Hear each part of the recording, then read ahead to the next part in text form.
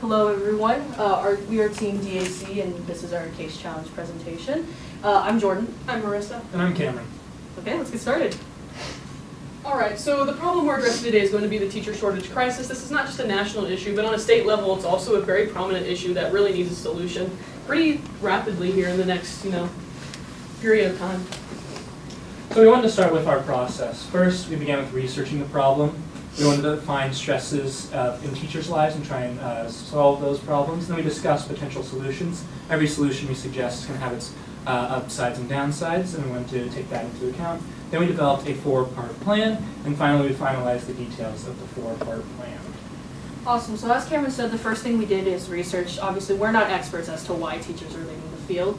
So we decided we were all going to research reasons and then come together and have a discussion. And this discussion turned into what we call the burnout law. So in the center, why are teachers burning out? Why are they wanting to leave the profession? And everything around it are the factors that we identified in our research as to what's happening. Right, and you're going to see here we have some that are highlighted in pink and bolded, and these are the ones that we believe we've addressed in our 4-part plan today. And you want to recognize that, while it's not specifically focused on teacher recruitment, it will address that because you can advertise that we've solved some of these stressors in teachers' lives. Right, so the plan. So with the plan, we're going to decrease stress and increase community. One more time, decrease stress and increase community, right? We're looking at a school district that's going to be around 10,000 students and in more of an urban setting for this project specifically. And so the first 2 parts of our plan is a modified school schedule and an after-school care program. With this first modified school schedule, Monday through Thursday, we're going to have a start time of 9 a.m. and an end time of 4 p.m. We'll go more into that in the next slide. And then on Friday, we'll have an early release time of 3 p.m. for students. So why this schedule? It's better for students. The American Academy for Pediatrics has advocated for a start time after 8:30 a.m. due to its positive impacts on students' mental, social, and emotional health, and it decreases behavioral problems for teachers, which can better their teaching experience overall. And teachers will have an early start to the weekend, and that's always a benefit when you have a personal life outside of your job, and then it provides an offset to professional development. Yeah. And one thing you may take into account is how can we ensure families are not impacted by the late start or the early release on Fridays.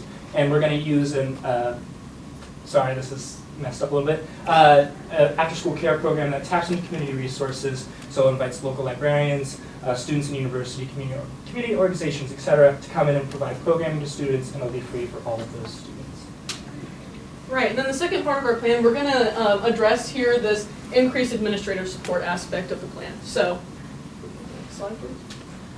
So why are we focusing on administration? Well, research shows that a leading reason of this teacher burnout is because they feel like they're not being supported by their administration in the way that they need.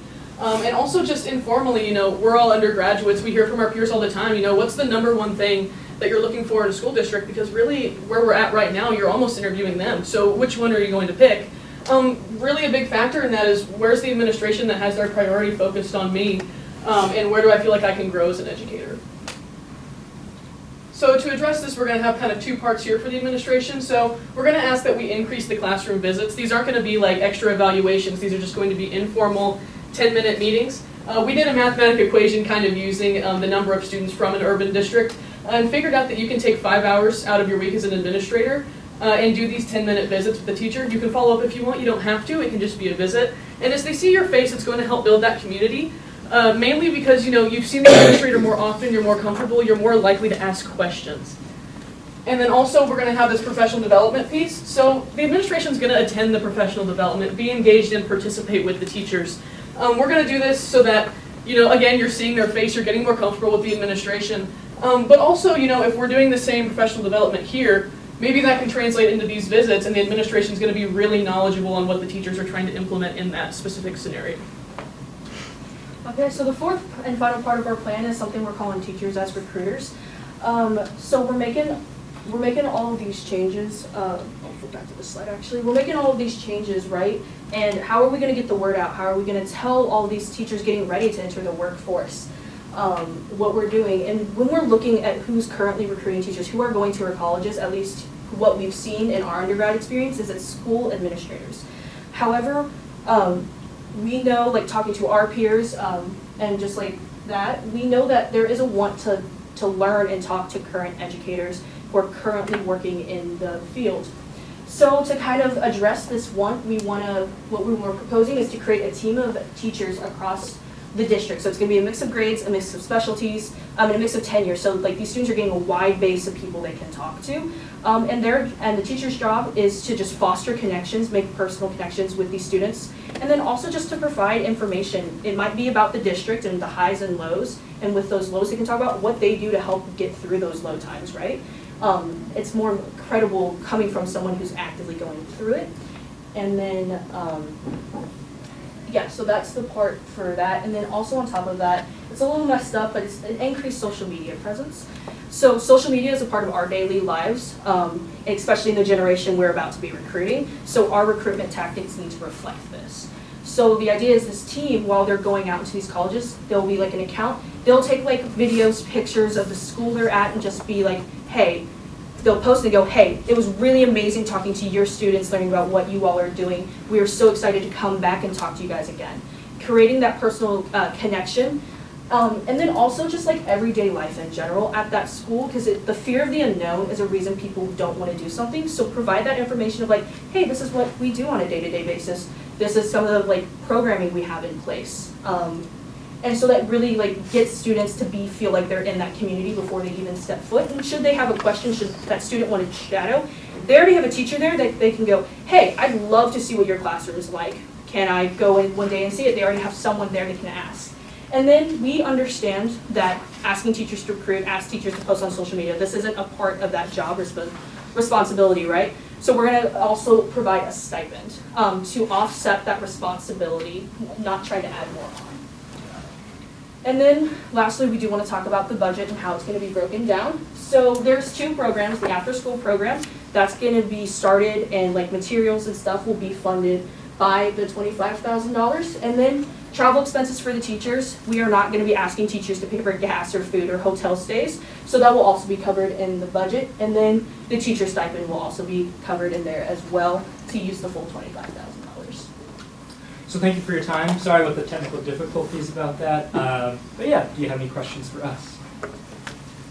I do. As a classroom teacher myself, the additional classroom visits, I understand getting the administration into the classrooms is important. However, what guarantees or offsetting things could it not be subconsciously included into your evaluation as a teacher?